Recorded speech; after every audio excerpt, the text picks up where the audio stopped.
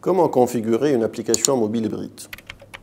En fait, il est important, entre autres, de donner un nom et une icône à votre application. En effet, ces deux éléments vont matérialiser l'identité de votre application d'un point de vue utilisateur. Également, nous allons voir qu'il est possible de choisir un splash screen qui sera affiché au lancement de votre application.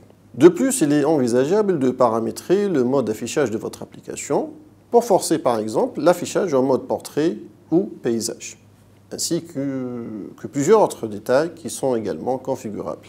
La question est donc, comment on va pouvoir faire tout ci et même plus pour les plus exigeants d'entre vous?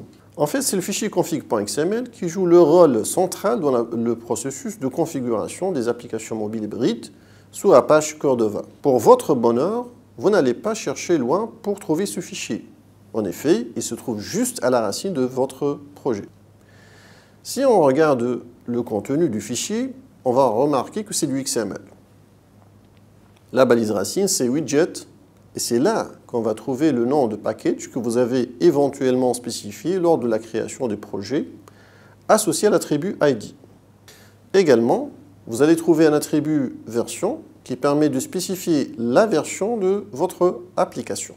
Après, nous avons des sous-balises qui peuvent être utilisées par les magasins d'applications pour le référencement, d'où leur importance.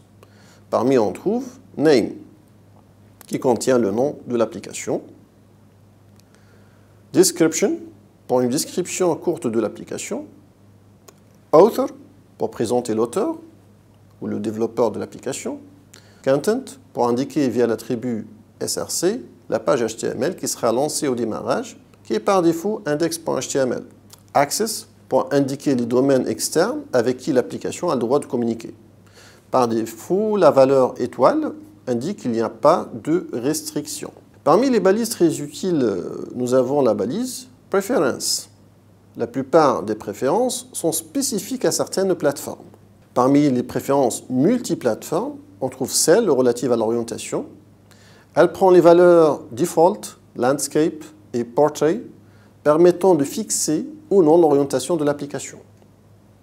On a également la balise Plateforme, permettant de spécifier les préférences pour une plateforme particulière. Passons maintenant à l'icône de l'application. Même s'il est possible de spécifier une seule image pour l'icône, quelle que soit la plateforme ou la résolution du dispositif, dans la pratique, ça reste un mauvais choix qui peut donner l'impression que l'application n'est pas d'une bonne qualité. Le mieux, c'est de préparer plusieurs versions de la même icône avec des résolutions différentes pour chaque plateforme ciblée.